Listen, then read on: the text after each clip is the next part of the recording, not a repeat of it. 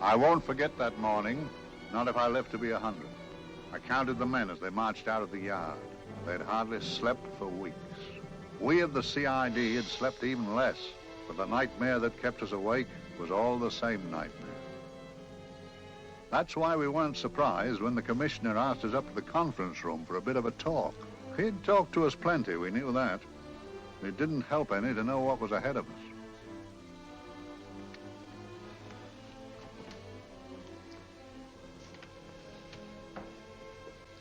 Must we have that window open, Gregson? Oh, shut it if you want to. Chief will be in enough of a temper without having a ruddy blast down the back of his neck.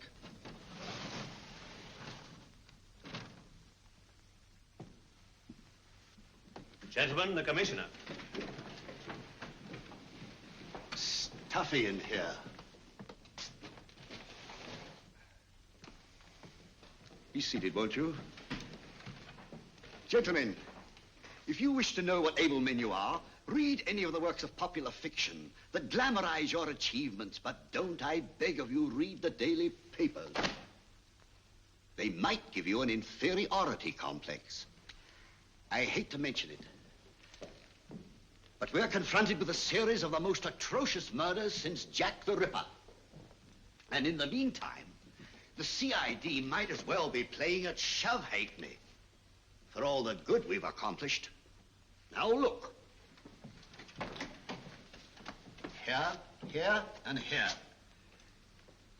Each of these red flags scattered through the city stands for a woman brutally murdered, a woman's terror, a woman's death agony. These are no ordinary crimes. These are the works of a fiend who kills first and mutilates afterwards. A ghoul who hacks off a part of his victim body and carries it away with him, a loathsome souvenir of his butchery. 3 women murdered so far, and you haven't turned in one clue. You haven't given me one lead. Here you sit and wait for news of a 4th victim, with your arms folded.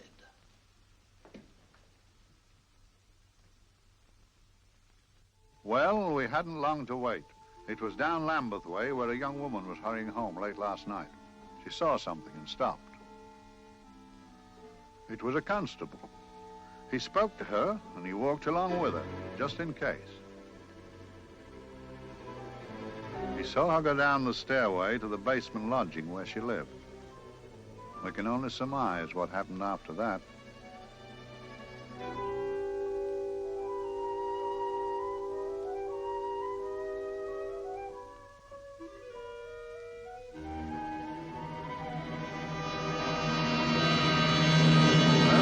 My pride in my pocket and went to see the man who'd so often helped out Inspector Lestrade and myself in the past, Mr. Sherlock Holmes.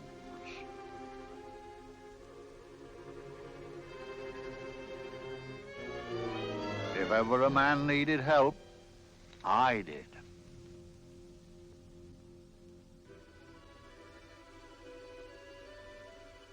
This makes 4, Inspector. 4 defenseless women here in the heart of London. And everyone with the right forefinger hacked off. Not hacked, Inspector Gregson. Cleanly, expertly severed. The work of a skilled surgeon. That's our only clue. Much about the age of my sister's girl. Is there no way of stopping this, Mr. Holmes? Yes. There's a way, somehow. The fiend that did this. I promise. I promise. We've nothing to go on. That's the rotten part of it. We can't get far without knowing the motive. Well, at least we know what the motives were not. It wasn't robbery, nor passion, thanks be, nor yet vengeance. Because they all came of totally unrelated families. Steady, Inspector, steady. Sorry, Mr. Holmes. I don't turn a hair when it's a bloke that can look after himself. A little slip of a thing like that. Yes, it's horrible. Come on, let's get a drink.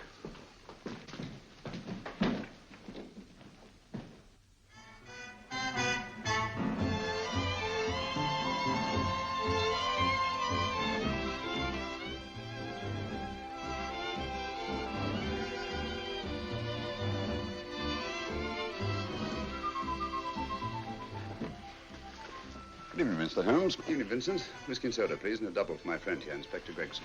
Very good, sir. Make mine Irish. Decent of you to give me a hand with this thing, Mr. Holmes. Always a pleasure to be of help to Scotland Yard, Inspector. Little out of my line. Looking for a maniac who murders just for the fun of it. Or perhaps just to get a human finger. In all four cases, the murderer risked capture by stopping to secure a finger. Wonder what for? Who knows? He's just a madman. Perhaps there's method in his madness. If we could just trace those missing fingers. If we could just drain the English Channel, we might find a penny. Huh? Oh, thank you. You may keep those, Mr. Holmes. Thank you.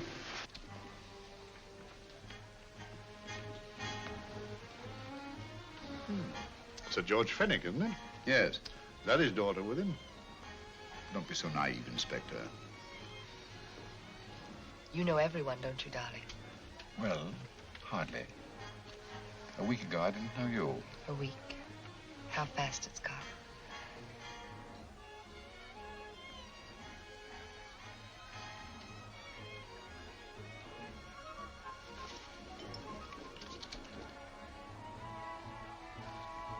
I collect these things. How very quaint of you. Shall we go? Yes.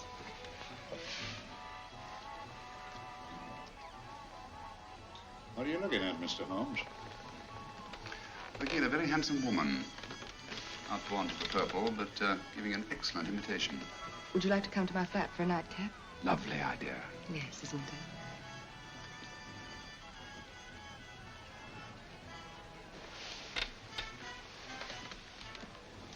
Wonder where she's taking Sir George Fenwick. Don't be so naive, Mr. Holmes.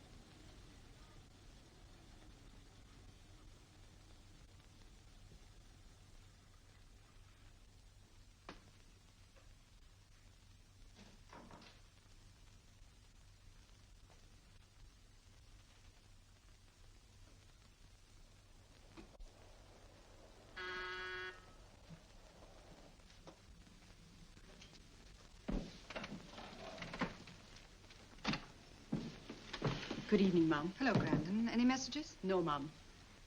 Thank you. Drinks, Grandon. One of your nice surprises. Yes, Mum. I say, you don't mean that, Grandon's a marvel, aren't you, Grandon? Yes, Mum. You wouldn't believe the things she can do. Ah, charming place. Delightful. Really? Do you think so? I'm so glad. Do sit down. Do you mind? Do I mind? What a question.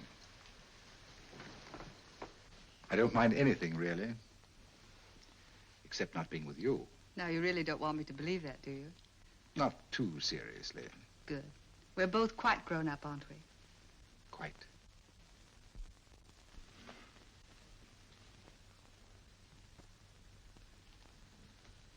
You're a treasure, Crandon.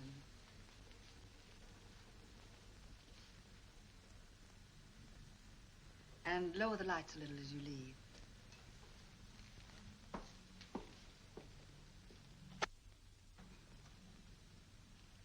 I prefer a more flattering light. In any light you'd be... Would I? And don't you know it? Perhaps I do.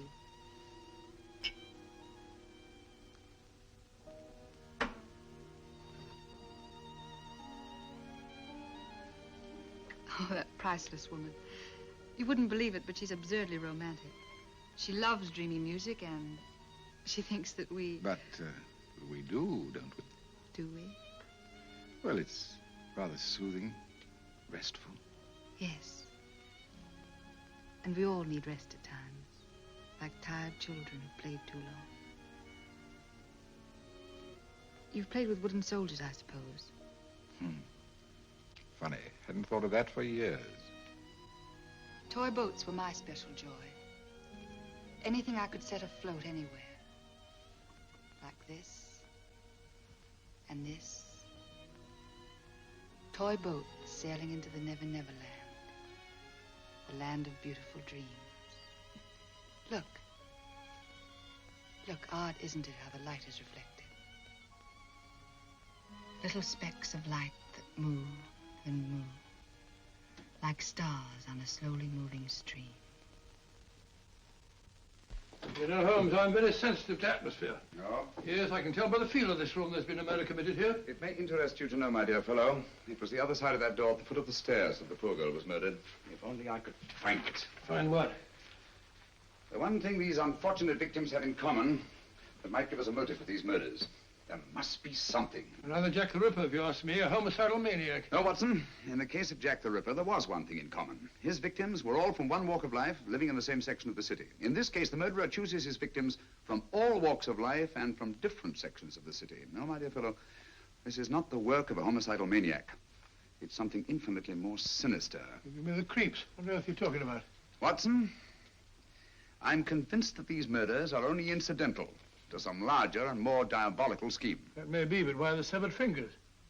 The answer to that question, my dear fellow, is our only hope of solving these mysteries. Dear sister, I am so happy. I had such a lovely holiday at Brighton with you and Alf. And I'm looking forward to being with you again. Poor little thing. Sort of raises a lump in your throat. I can picture her sitting here happily writing this letter. And I'm not bit realizing that she's shortly going to her death. Hello? Gregson. Oh, there you are, Mr. Holmes. I've been looking for you everywhere. What's happened? Murder in Edgware Road, not half an hour ago. Woman? Yes. And the right forefinger cut off clean.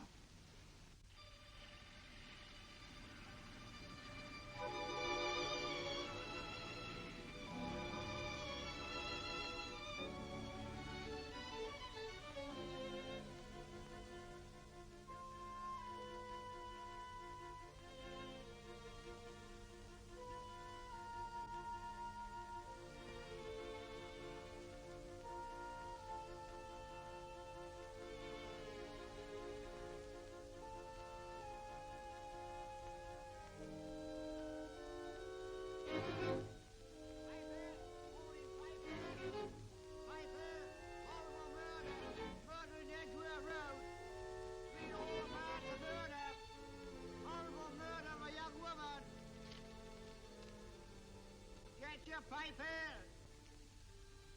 Horrible murder, Piper! All about the murder! Morning, Piper! All about the murder! Piper! Horrible murder! Another young woman found murdered, Piper, sir! Horrible murder, Piper! Piper! Read all about it! Get your Piper! Murder in Edgware Road! Horrible finger murder. Shocking murder. Murder in Edgware Road.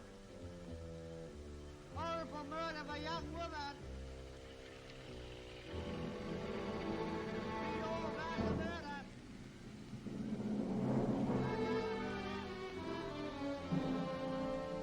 Only fancy, Mum. There's been another of those horrible murders. Dear, dear, how shocking.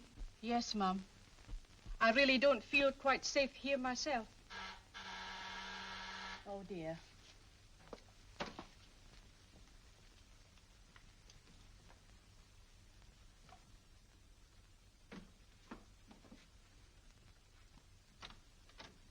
Why, Sir George! I must see Miss Marlowe at once. I don't know if she... I must see her. Where is she?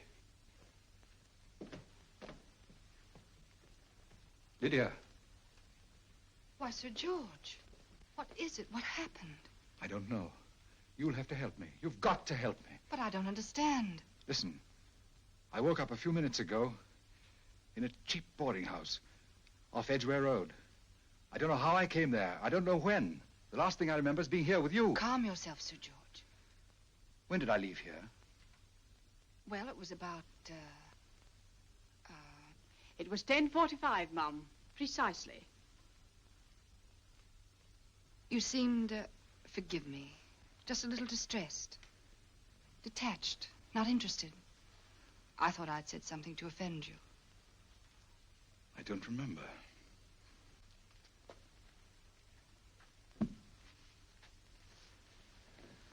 I can't remember. Tell me, has this happened to you before? Before? Well, there is such a thing as amnesia, you know. If it was 10:45 when I left you, it was 9 this morning when I woke. Over 10 hours lost. 10 hours that I can't account for. And in my pocket when I woke, I found... Here in my pocket. That isn't... Oh, it's not for you, of course. It can't be. Excuse me, Mum, but there's a man asking to see the gentleman. Send him away. Yes, Mum. No, please. I'll see him.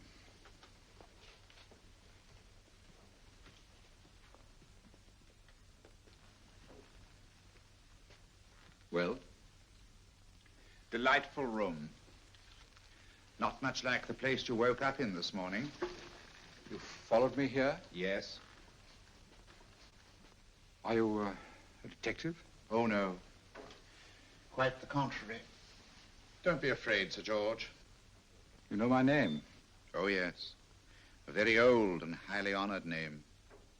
And being the bearer of such a name, and also a very wealthy man, I thought you might care to possess yourself of this trifle. Rather than let it fall into the hands of the police. It is yours, if I'm not mistaken. The initials, GF. Where did you get this? It came out of your pocket. I saw it fall, but you never noticed. You were very busy, bending over something with a knife.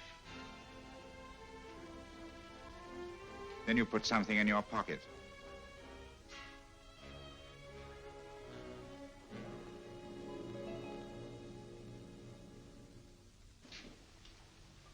Come along, Holmes, come along, come along. How many more times must I tell you? You're missing a treat. This is delicious. Little jam tarts to follow. Aren't you tempted? You and your flesh pots. They tell me that fish is good for the brains. Brains haven't any. You realize that a whole day and a night have gone by since that bestial affair in Edgware Road? I'm as much in the dark as ever.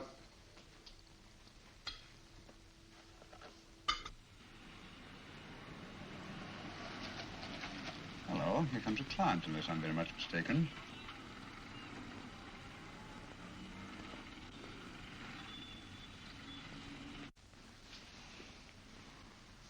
Well, attractive. Very attractive.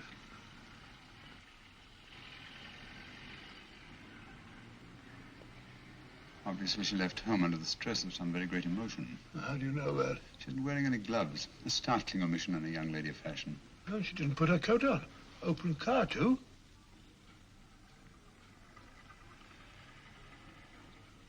Furthermore, there's something in that bag she wants to show me. What makes you say that? The bag doesn't match her dress, indicating it was picked for size rather than style, to accommodate some bulky object. You amaze me, Holmes. What do you mention, my dear fellow?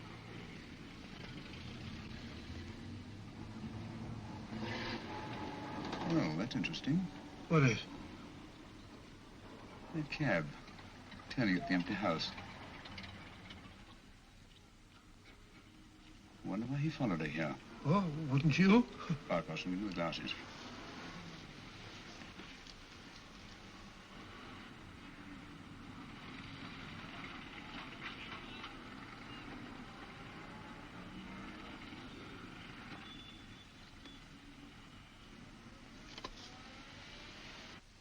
Well, we shall soon know. Yes, Mrs. Hudson? It's a young lady, sir. Most urgent. Ask her to come in. Go right in, miss. Mr. Holmes? Yes, this is my friend, Dr. Watson. How do you do? How do you do? Mr. Holmes, you must excuse me, please. Yes, well, won't you sit down? Come along. May I? It's quite all right. Thank you.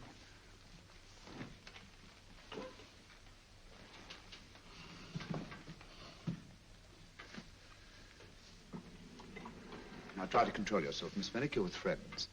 You know my name? No magic, I assure you. I've often seen your picture. You're the daughter of Sir George Fenwick, aren't you? Yes. It's about my father that I... What about your father, Miss Fenwick? Oh, I don't know what to do. He's always been the nicest, dearest person. Only since Mother died. Yes, we do. We know. So I didn't think anything of it when he was away all night before last. But he didn't come home until yesterday at tea time. Didn't come in for dinner at all. Just paced up and down in the library hour after hour. I begged him to let me in, but he wouldn't. Steady, steady. Now, take your time.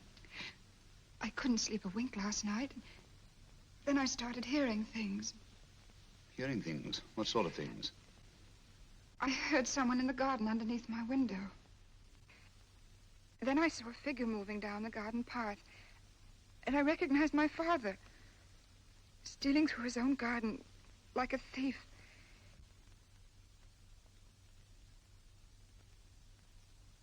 He had a spade in his hand, and he stopped by the greenhouse where he started to dig. This morning, at daybreak, I stole out into the garden and found this.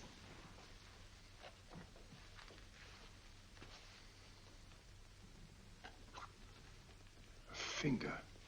A human finger. Bring up Scotland Yard, will you, Watson? Ask them to get hold of Inspector Gregson and tell him to meet us at once at George Fenwick's house, Kingston. Operator, get me Scotland Yard quick. Where's my father, Norris? He's still in the library, miss. Thank you. We'll see him right away. Will you come with me, please? Thank you. I got your message, Mr. Holmes. Yes, indeed. Dad, may I come in? Dad. It's funny. He doesn't answer. Do you mind? Please do. Thank you. Watson, quick. Oh, Come along, no, my dear. no. Take charge, Miss Fenwick, please. Sorry, sir. No, miss, please. Please come along with me.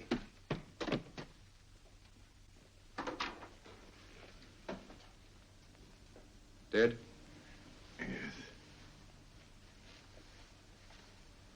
What do you make of it, Doctor? Shot in the back, between the second and third ribs.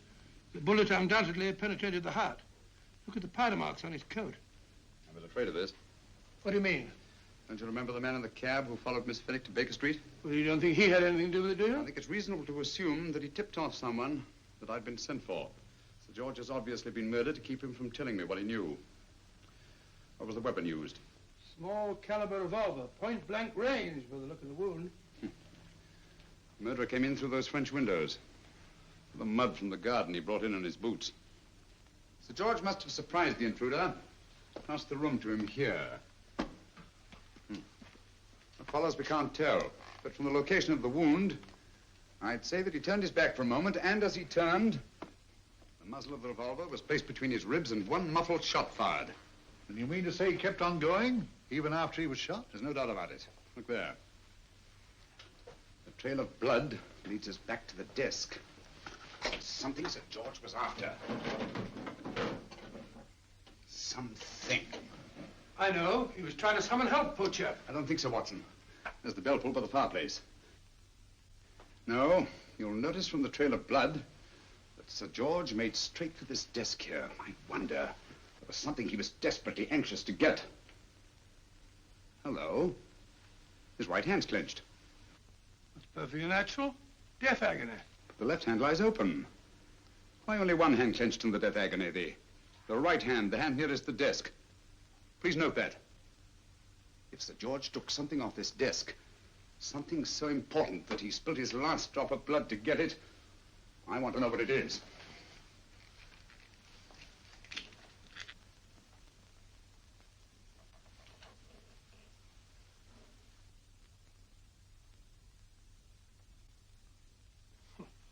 Nothing but an ordinary match folder. Where does that lead us? I imagine to something very important, Gregson. This match folder's from Pembroke House. Why shouldn't it be? He was there, you know. We saw him yesterday. Yes, but the effort he made after he was shot to get hold of this match folder. It's just possible he wanted someone to remember Pembroke House. He may have wished to recall it to someone who saw him there. Someone who, like ourselves, saw him with a woman.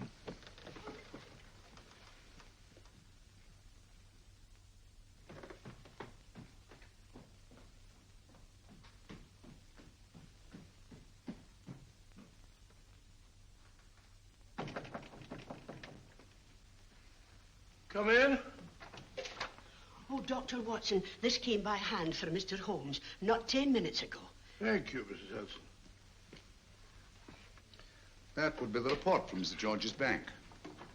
Report from Sir George. Oh, really? Don't you remember his daughter told us that he'd just closed his account? Had it looked into at once.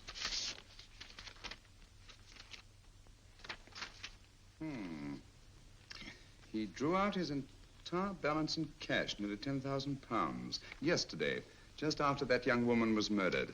What does that suggest you, Watson? That he paid it out to someone. Precisely. I smell the faint, sweet odor of blackmail.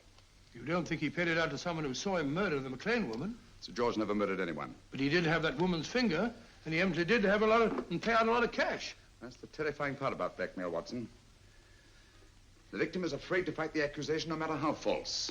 Once the accusation is made, his name is smeared, and sometimes his life is ruined.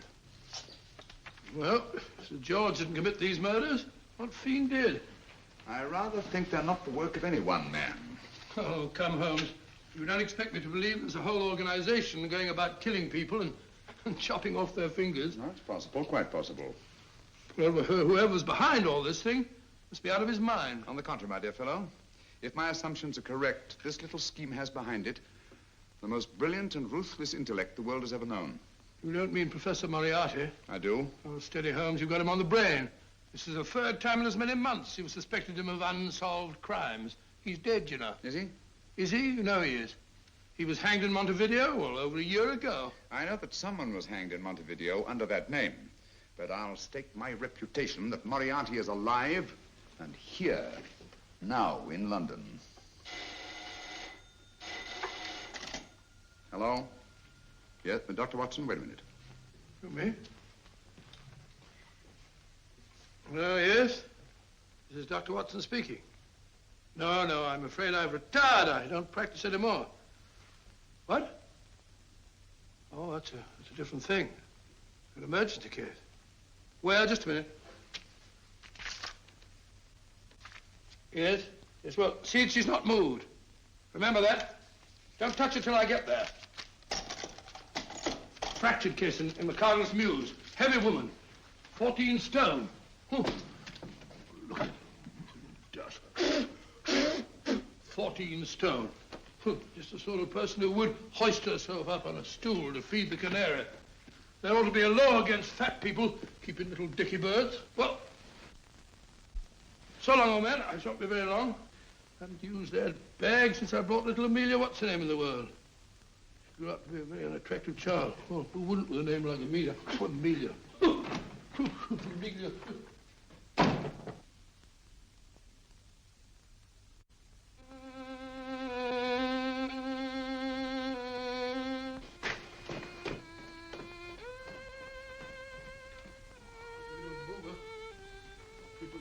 stupid about accidents.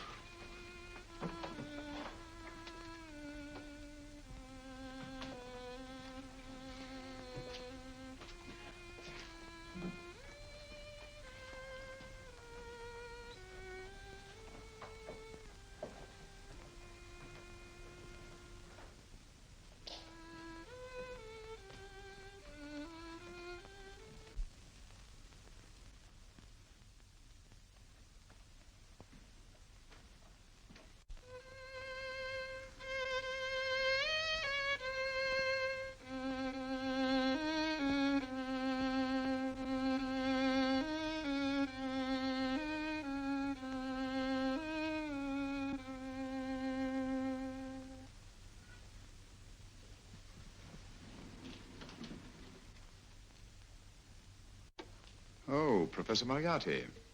Not that I wish to appear inquisitive, but to what am I indebted for the pleasure of this visit? Scotland Yard will be interested. It's very convenient for me to have Scotland Yard think that I'm still dead in Montevideo. I never dreamed of fooling you. Thank you. The thought occurs to me, Mr. Holmes, that there are some advantages in living within the law. You are very comfortably fixed here, aren't you? As I get on in life, the little comforts appeal to me more and more. Oh, I beg your pardon. Won't you sit down? Thank you.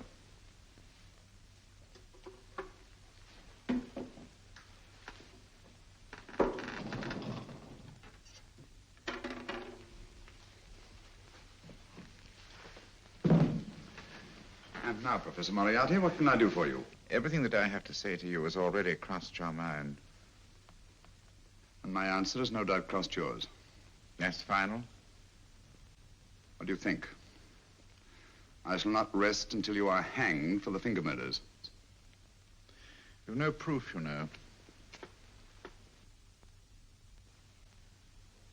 No, not a shred.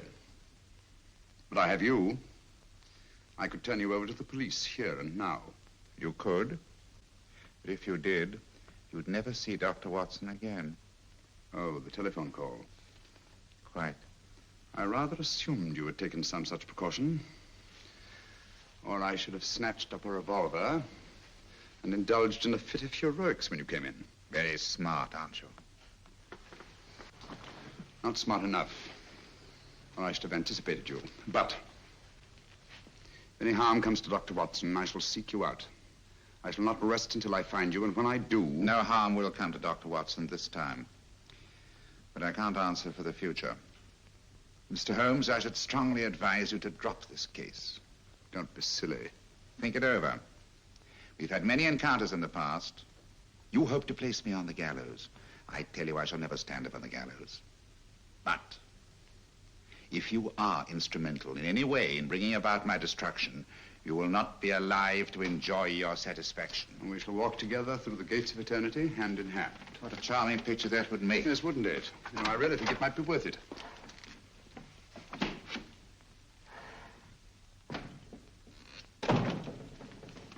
Shoelaces, Governor? Tuppence a pair. And strong enough to hang yourself. How many more times must I tell you I don't want your filthy shoelaces or your company? Shoelaces, Governor? Blasted impertinence. Run along, my good man, or I'll give you in charge. Shoelaces, Governor? Shoelaces, Governor? Help a poor bloke. What's only got one arm? Any luck with Mr. Holmes? You can read his obituary in tomorrow's papers.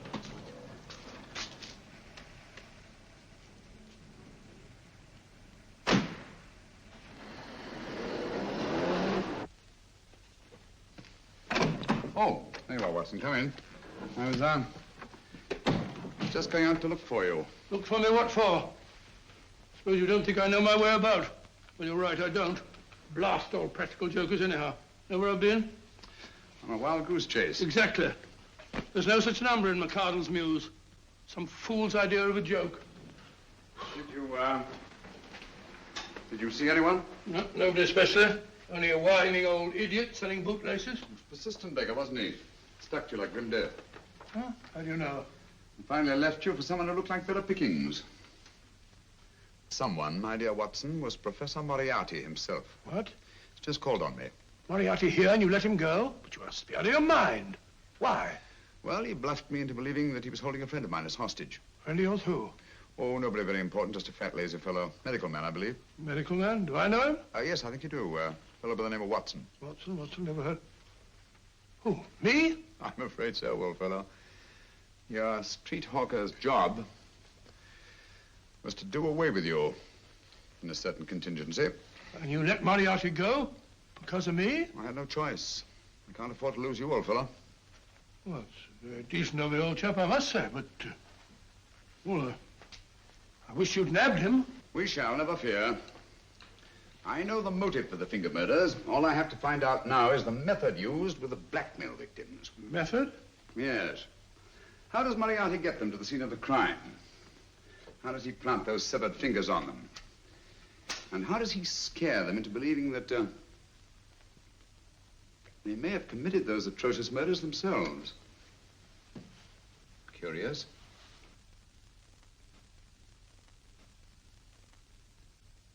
Very curious. Huh? Curious? What's curious? That window in the empty house across the street. First floor front. Huh? What's wrong with it? It's open. Why shouldn't it be open? Well, it wasn't open half an hour ago. I'll stake my life on that. Well, that's not our business. Let it stay open. I wonder if you'd go over, old fellow, and see what's the matter. Oh, trespassing. Against the law. Very well, I'll go myself. Oh, well, if you're going to put it like that, ridiculous waste of time. Going about shutting windows at this hour of the night. Yeah, you better take this torch. Well, take what? Dignified job for a doctor. Dr. Watson, the torchbearer. And what do you propose to do? Sit in a comfortable chair, I suppose, and read a good book? That's a very good idea. Yes, a very good idea. While I play night watchman, you have a nice read. Mm-hmm. Good night. Have a good time. Have a good time. What do you mean, have a good...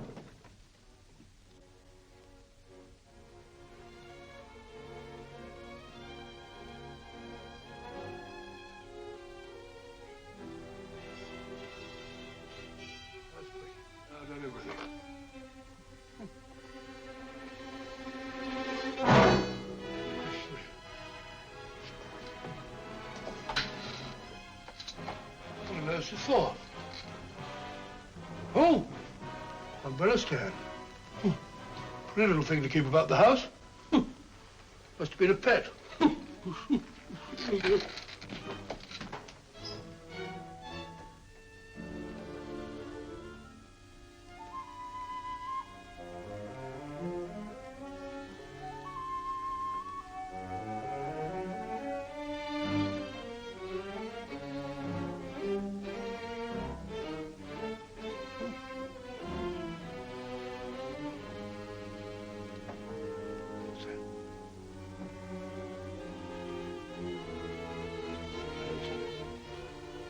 Rat rubber. This was a dog.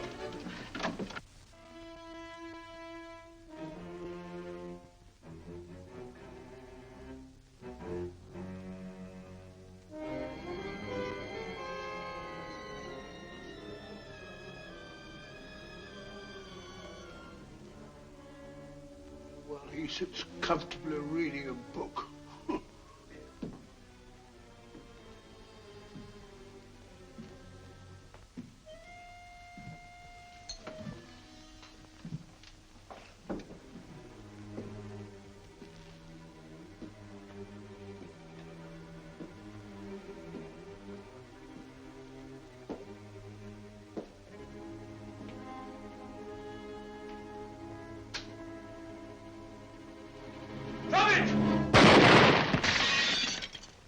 He killed Holmes!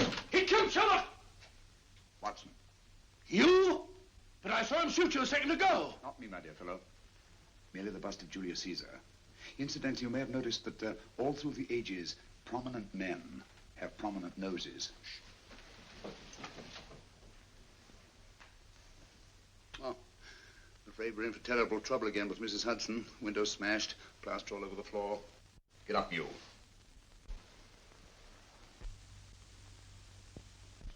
Corporal Williams, Middlesex Regiment.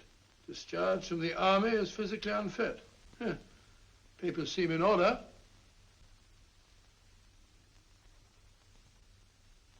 Now, Corporal Williams, you've seen service in the Far East, haven't you? The East? I thought so. Look at his complexion, Watson. Yellow as saffron. He's been taking atabrine. Cure for malaria. Sniper, aren't you? Sniper. Why did you try to kill me? I had to kill him. I had to. Oh, snap out of it. Stop it, Watson. He's shamming. No, he isn't. Who told you to kill me? She told me. She told you? She told me I couldn't miss. Well, luckily you did miss, you murderer. He isn't a murderer, Watson. Listen, Corporal Williams. She told you you had to do it, didn't she? I had to do it. I've got it, Watson, I've got it. Got what? The method used in the finger murders. Well, what is it? Hypnotism, my dear fellow, hypnotism. And it wasn't against his nature, that's the devilish part of it. They picked a man for their purpose whose job was sniping. Who are they? Professor Moriarty and his finger murderers. Williams spoke of a woman. I think you'll find that she asked him home tonight for a drink. Nice quiet rooms, soft lights, music. You got it all pat, Mr. Holmes. What's the lady look like? Oh, up 30, nice figure, blonde, lustrous eyes. Oh, really? Got a phone number? Oh, so? Williams will give us her address. Look after him, Gregson. Don't let anyone come near him. He's our key witness in the finger murders. Well, I hope you're guessing right, Mr. Holmes.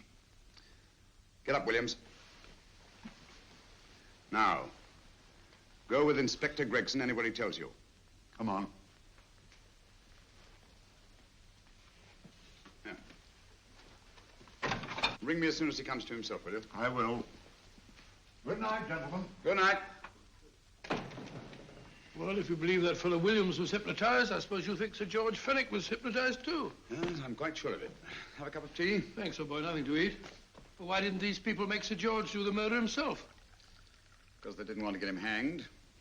They wanted to blackmail him.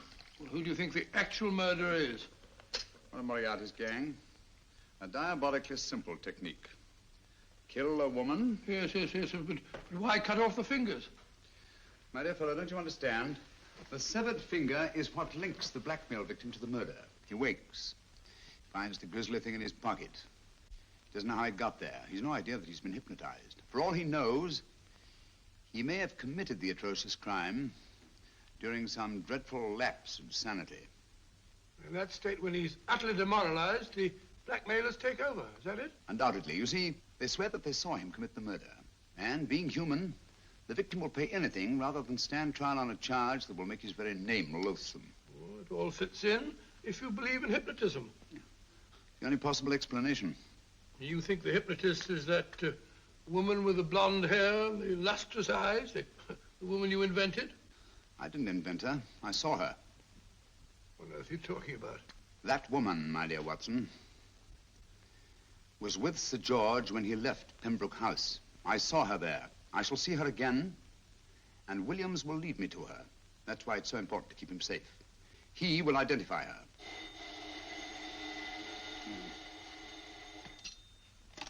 Hello? Yes? Inspector Gregson? What? Well, get every constable in the district. Yes, I'll be over at once. What's happened, Holmes? Williams is missing. Great Scott! Come on.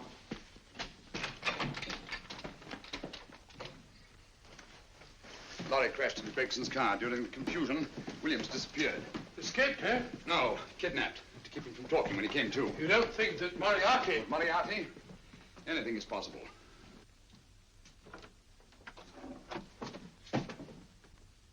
Williams!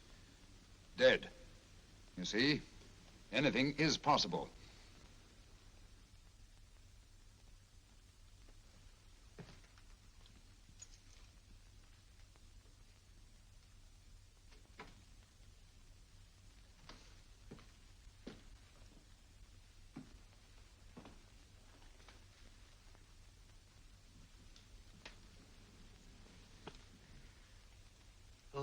Good morning, Professor Moriarty. You startled me. I'm dressing another dolly, a dear little nurse. Is there anything wrong with your finger? Just a splinter. Nasty thing, splinters. Most trying. One can't be too careful, but I'll get it out for you. I have the very instrument to help you. Sharp enough to split a hair. Put those tools away until they're needed. But they're not tools, sir. They're instruments. Put them away. Is Lydia in? Yes. But really, you should let me. Get dressed. Holmes and Watson just left Baker Street for the Mesmer Club. Mesmer Club? The meeting place of all the top hypnotists in London. Do you suppose that Mr. Holmes is onto our method? If he suspects, it's merely a suspicion. It's our business to see that it ends there. I hope you're right. Williams passed away before he could talk, remember? What do you want me to do? Go to the Mesmer Club, meet Holmes, and induce him to come back here. Isn't that a bit dangerous? Every meeting with Sherlock Holmes is potentially dangerous. However, you say he didn't see your face at Pembroke House. And how would you suggest I get Mr. Holmes to accompany me here? Kidnap him? Oh, no. Holmes has one weakness, his insatiable curiosity. If you can arouse that, you can lead him anywhere. It's up to you to take advantage of any opportunity that may arise. This way, please, gentlemen. I'll tell Dr. Onslow that you're here. Thank you. So this is the Mesmer Club. If you ask me, hypnotism is a lot of mumbo-jumbo. Oh, come now, Watson. As a medical man, you must admit that hypnotism has its place in modern science. That may be, but 90% of hypnotists are crooks of the worst kind. Nothing more than a lot of charlatans exploiting weak-willed morons. Ah, Dr. Onslow, I believe. Happy to meet you, Mr. Holmes. Your brother Mycroft suggested I might be of help to you. He's a valued member of our little group of charlatans and crooks. Oh, beg your pardon, sir. I didn't know you were listening. Behind the curtain. My friend, Dr. Watson. Oh, delighted. Oh, did you? I wonder now. You see, we're in the midst of a little experimental session at this very moment. If you'd care to join us. Oh, certainly, certainly. That'd be very instructive. Oh, well, will you follow me? Thank you. In treating his patients. But today, the therapeutic value of hypnotism, as we now call it, is conceded by innumerable physicians. Especially is it of value in surgical cases where the administration of local or of general anesthetic is inadvisable. Inadvisable poppycock. Oh, sorry. For the sake of latecomers, I may say that I have placed this subject under profound hypnosis. In this condition, he can feel no pain, even under applications which normally would be excruciating. Excruciating? You excuse me, please. Carter, you are having a peaceful sleep. You feel nothing. Your arms and your hands are without sensation. Mowbray, the long needle.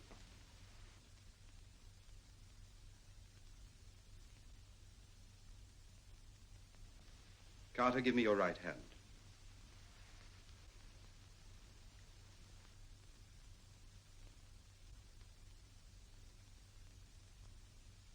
As you observe, the needle has been thrust completely through the subject's hand. No feeling, no pain. This lack of feeling is the one infallible test of profound hypnosis. Nonsense. Fellow's full of drugs. Oh, isn't he? Definitely not, Doctor. Wake up, Carter, wake up. You feel well and rested, remember. No pain anywhere. Wake up, wake up. I say, when are you going to begin? All through, Carter. Stand up. This way, sir. And, are these all the people that come here? Oh, no. Others keep dropping in all the time. I suppose it's all right for those who believe in it, but of course, I'm a professional man myself. Then you don't believe in hypnotism, Dr. Watson? Oh, I don't deny that there are certain types of hysterical, feeble-minded people who go under if you point your finger at them. But anyone with an ounce of character... How right you are.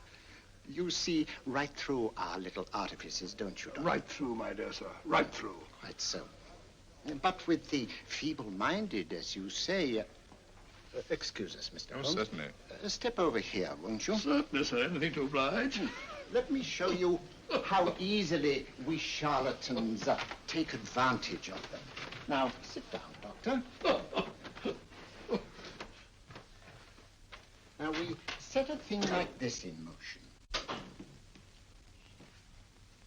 It's wonderful, the attraction on the feeble-minded, of course.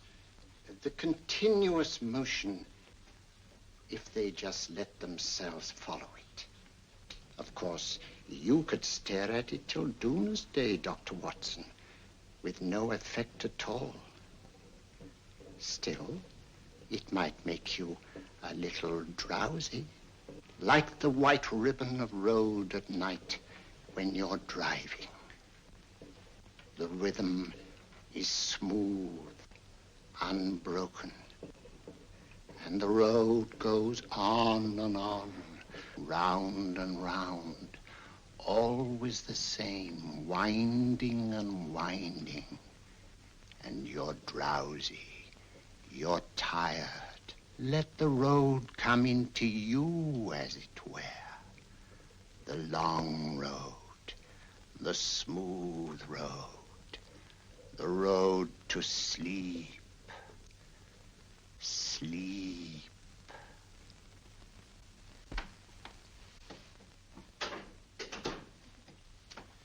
Open your eyes. Stand up. Turn around. And now, Dr. Watson, you're on a holiday in Scotland. The country is amazingly beautiful. We're coming to a stream. It isn't deep. Better take your shoes and socks off.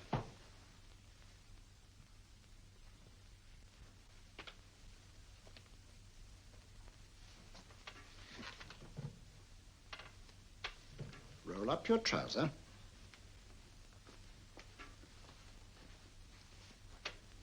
That will do. The other leg is waterproof. Turn around. Mind the pedals.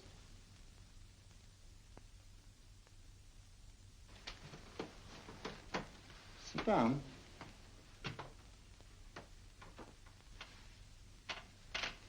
Wake up now.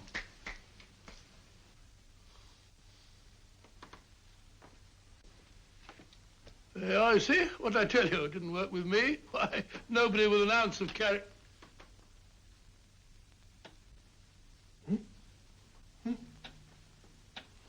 I think you'll need these.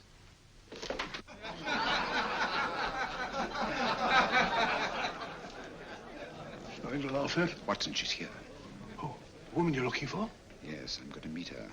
Perhaps I can induce her to take me to Moriarty. Do you think it's wise, Holmes? May not be wise, but it's essential. After all, I've held me on with Moriarty in the past. But isn't it dangerous? She might be a hypnotist. If my will isn't stronger than hers, I deserve to be hypnotized. I feel I must protest, Dr. Onslow. I was told this was a gathering of serious students of a great science, and I find myself in a company of buffoons. Oh, my dear madam. Elliott's and Esdale Braid.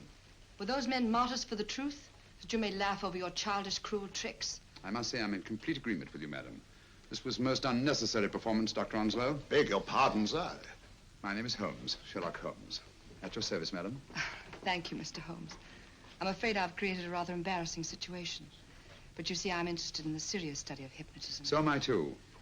Perhaps we have something in common, Mr. Holmes. Perhaps we have. Would you join me for a cocktail at Pembroke House? I should be delighted. Good.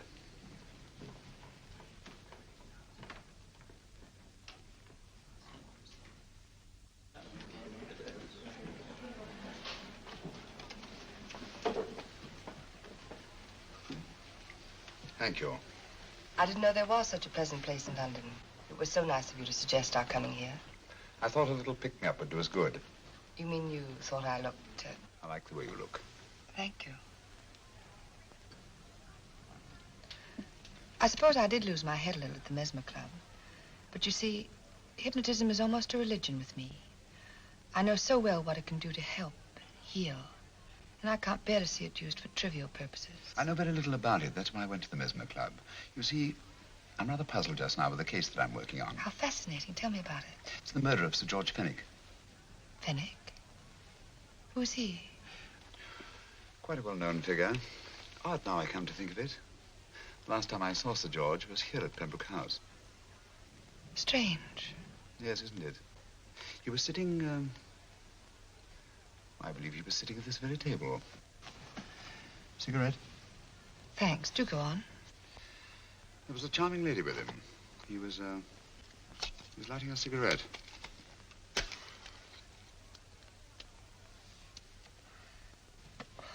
Charming. Did you see her face? No worse like. Merely her back. How unenterprising of you. Yes, wasn't it? Afraid I'm getting a little older. I shouldn't say so. That's nice of you. Still, the first time in my life, I've got hold of a case that's beyond me. I'm actually losing sleep over it. You know, Mr. Holmes, I believe I could help you. Really? I should be very grateful. You're amused. Oh, merely skeptical. How would you go about it? I've used hypnotism more than once in healing. Not for profit. I'm not a professional. But I do think I could help you. If you care to... I can't think of a pleasanter experience.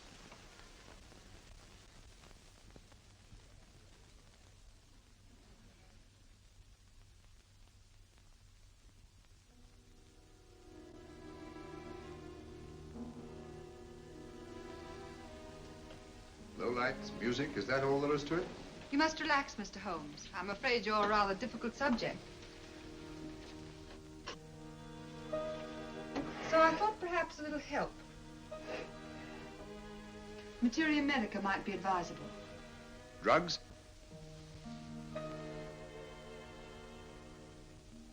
No, I'd rather not, if you don't mind. As a matter of fact, I'd rather not myself. But Schrenk-Notzing, he practiced in Munich, you know. Believed it the best means for difficult subjects. Do you mind? Well, as a matter of fact, I don't approve of sedatives. Just as you wish. We don't have to go on with this at all, you know. Wait a minute. Wait a minute. All right. I'll take a chance. It's really quite harmless. What is it? Cannabis japonica, an oriental soporific. You'll need water.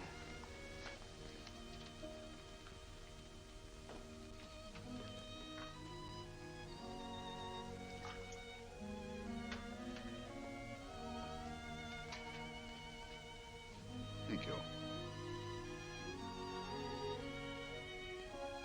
Now sit down, Mr.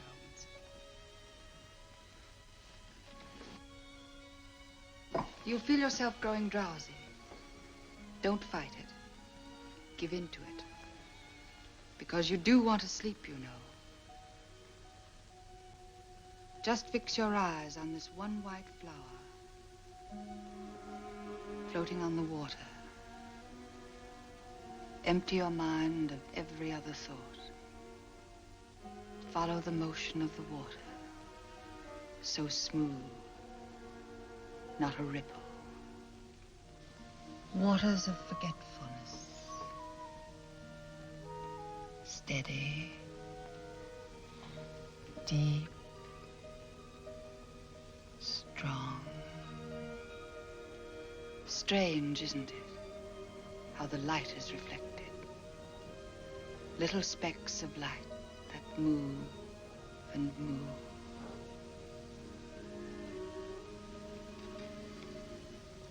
It's restful here.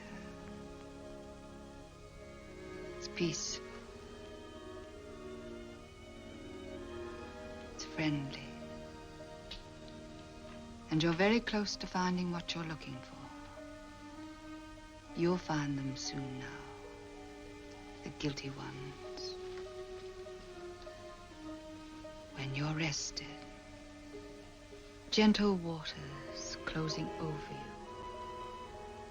Steady, deep, strong. Drawing you down, down, down.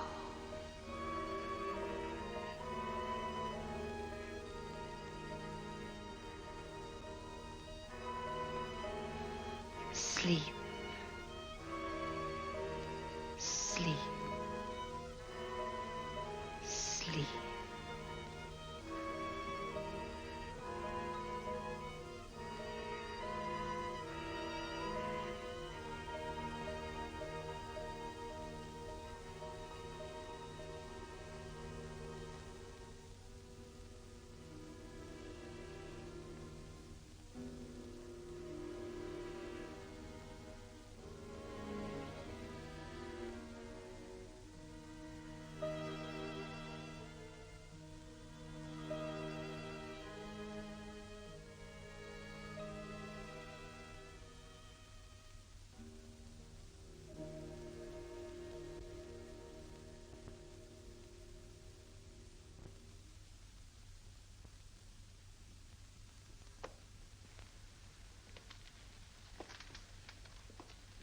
Here he is, Professor Moriarty. Stand up, Mr. Holmes.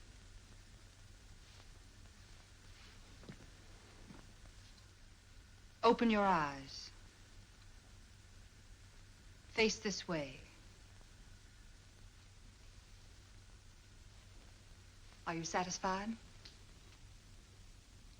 We are dealing with a clever man. He may be shamming. There's just one infallible test for profound hypnosis. You ready, Dr. Simnel?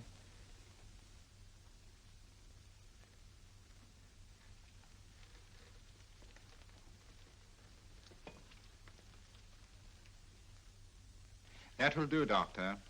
He couldn't fake insensibility to the knife. I congratulate you, Lydia. Turn round, Mr. Holmes. Now walk to the desk.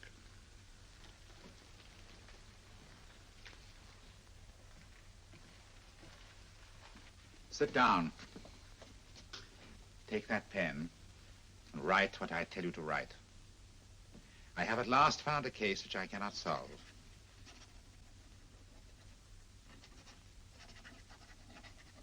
I have outlived my usefulness. Therefore, I have decided to end my life.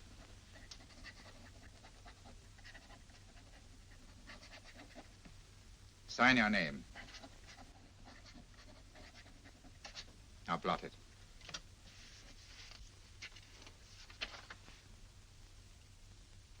Fold it up and put it in your pocket. Come, Mr. Sherlock Holmes. Go out onto the terrace. But it won't look like suicide, sir. I'm sorry, but Mr. Holmes' injuries must all be self-inflicted. Let's walk a little, Mr. Holmes. It's so pleasant here in the garden. Just step up here onto the terrace. It's a nice, broad terrace. Now turn to the left and walk slowly to the end of the terrace.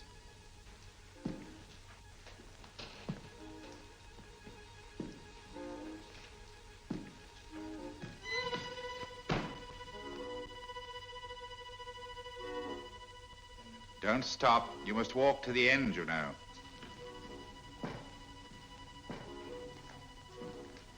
The end leads to an open doorway. You can pass through it in perfect safety. In the room beyond the doorway, you'll find what you've been looking for. Must you drag this on? This is the moment I've been anticipating for a long time, my dear. Go on, Mr. Holmes.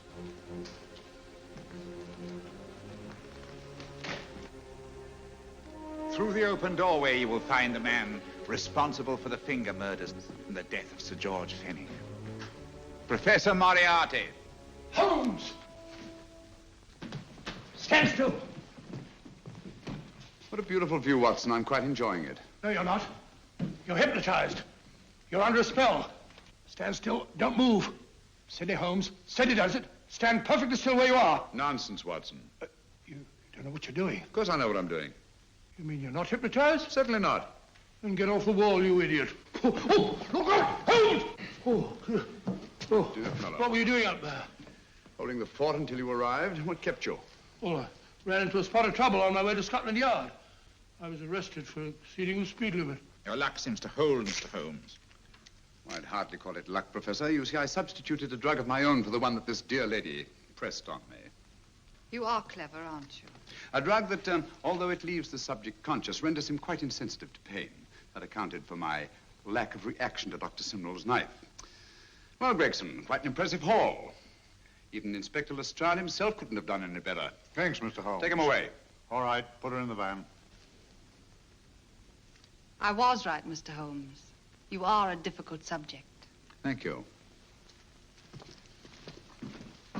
And now, Professor, our score is settled. Au revoir until I see you on the gallows. The rope has not been made that'll go around my neck. Come on.